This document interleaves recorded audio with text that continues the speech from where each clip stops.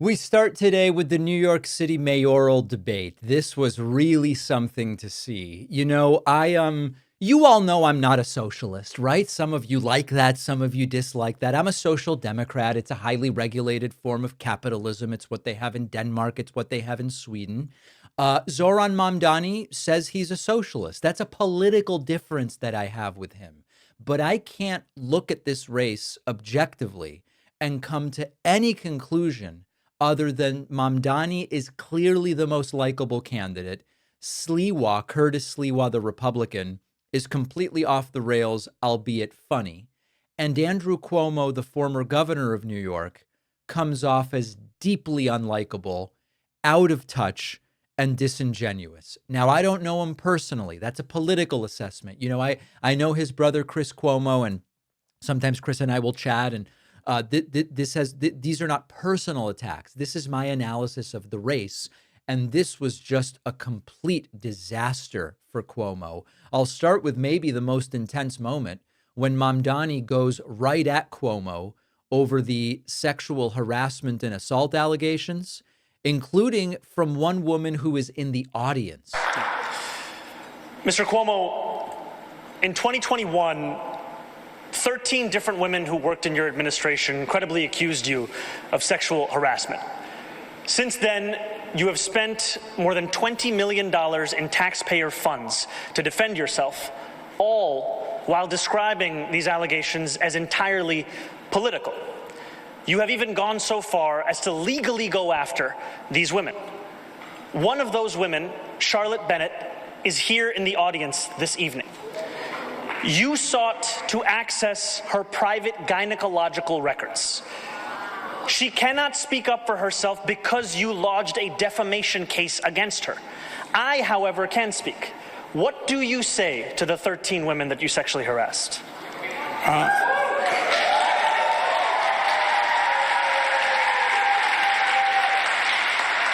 If you want to be in government, then you have to be serious and mature. There were allegations of sexual harassment. They went to 5 district attorneys, fully litigated for 4 years. The cases were dropped, right?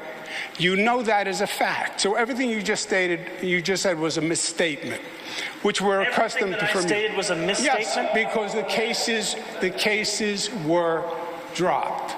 Now, this is probably, listen, I guess this is Cuomo's best defense. We all, of course, know that just because a case can't be prosecuted doesn't mean something didn't happen. A lot of sexual harassment is also not criminal. And so I don't know, like maybe this is the best Cuomo could do with it, but it really wasn't great.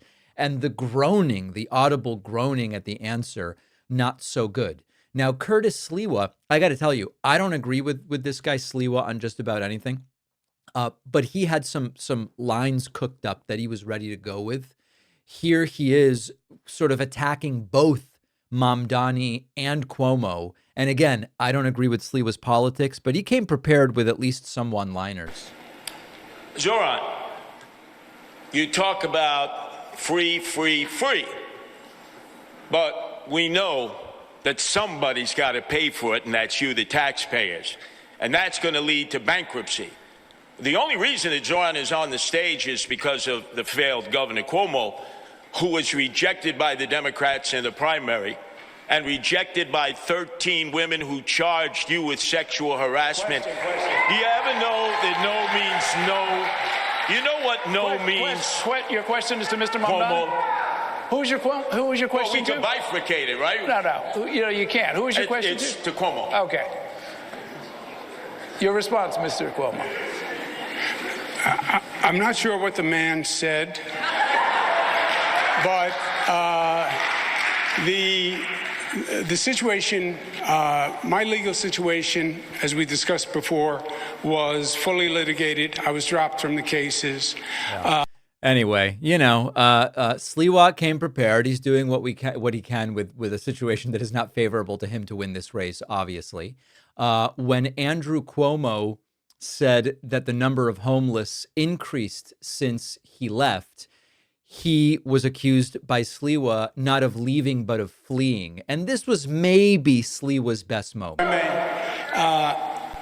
The homeless issue, number of homeless since I left, has more than doubled during his administration and the state's administration. Since I left, homeless rate has more than doubled. When I left, the vacancy rate on housing was 4.5%. It's now 1%. This man never even proposed a bill on housing or education. Never even proposed a bill. Keep going back and forth between the two of you. Mr. Sliwa, it's your turn.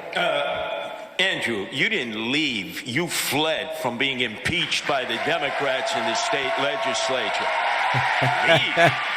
Sliwa came prepared to try to make some lemonade out of the very few lemons available to him. And another one was this line. Yeah, I heard the both of them again fighting like kids in the schoolyard. Zohran, your resume could fit on a cocktail napkin. And Andrew, your failures could fill a public school library in New York City.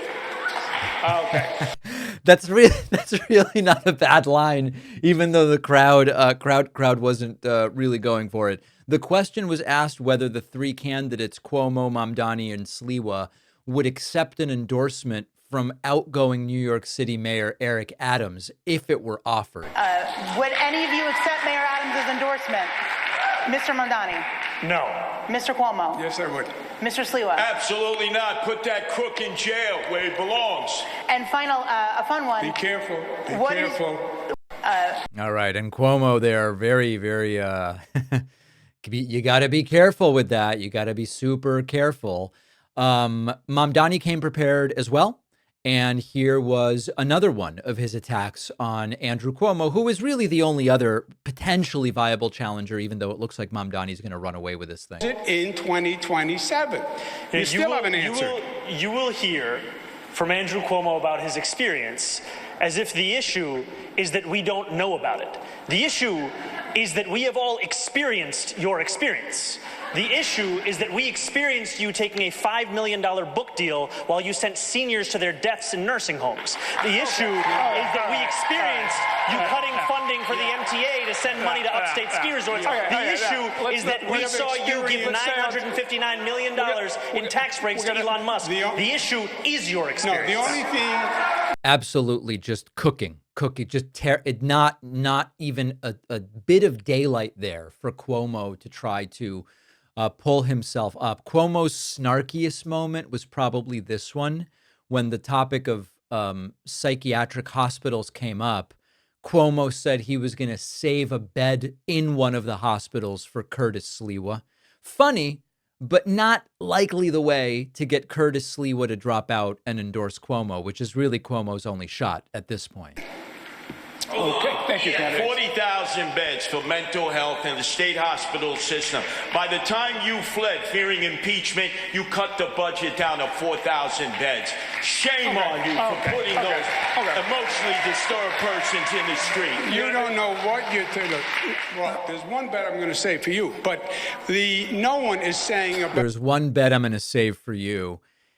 It was not one that the audience received very well. Another good moment for Mamdani, pointing out that a lot of Andrew Cuomo's criticisms of how the state screws the city are relevant to moments when Cuomo was governor. Mamdani sort of implying it was you screwing the city if that's what was taking place. You had the worst attendance record in the assembly, and you gave yourselves the highest raise in the United States of America. You went from $110,000 to $140,000, and then you never showed up for work, and you missed 80% of the votes. Shame on you. Shame on you. No, it is always a pleasure to hear Andrew Cuomo create his own facts at every debate stage. We just had a former governor say in his own words that the city has been getting screwed by the state. Who was leading the state?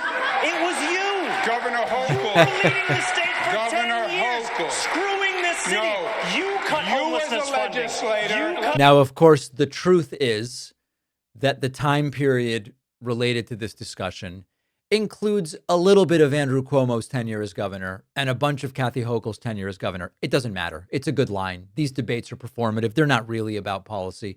And then finally, the candidates asked, if there was a ranked choice election, how would you all rank each other? Answer a straight question. If there was a ranked choice election, how would you vote, Mr. Mamdani? If there was a ranked choice election, In this, you'd have to rank these. myself number 1 and Curtis number 2. Mr. Sliwa. Oh, please don't be glazing me here, Zohran. Are you kidding? Mr. Sliwa, do you have an I answer? support ranked choice voting, but I'd only vote for myself. There you go. Listen, this is a fascinating race. The outcome at this point is the least interesting thing in that it seems like a foregone conclusion that Mamdani's going to run away with this thing. But it is a fascinating race in that it has really shown that there is a desire for a new type of Democratic candidate. And Cuomo is simply not that. He is not living up to the moment. I look very much forward to seeing what those results end up being. Let's be honest, when it is hot outside the way it's been, bad underwear makes it really much worse. Our sponsor, Sheath Underwear, has completely rethought how men's underwear should function in the heat. Sheath's boxer briefs are designed with a dual pouch system, keeping everything in place, separate, ventilated. This means less sweat, less sticking, less of that awkward adjusting. And if you're not using the pouches, the fabric alone is a game changer. Soft, stretchy, moisture wicking, now available in cooling materials like bamboo and mesh. I wear these at the gym during long work days, especially when I know it's going to be hot outside. It just keeps you dry and comfortable. And they've really raised my expectations about how good underwear can be. Wearing Sheath is like having built-in climate control for the lower half of your body. Everything stays cool, dry, and where it should be. If you've never thought much about your underwear, this is the one brand that might make you start. Go to sheathunderwear.com/Pakman. Use the code Pakman for 20% off. The link is in the description.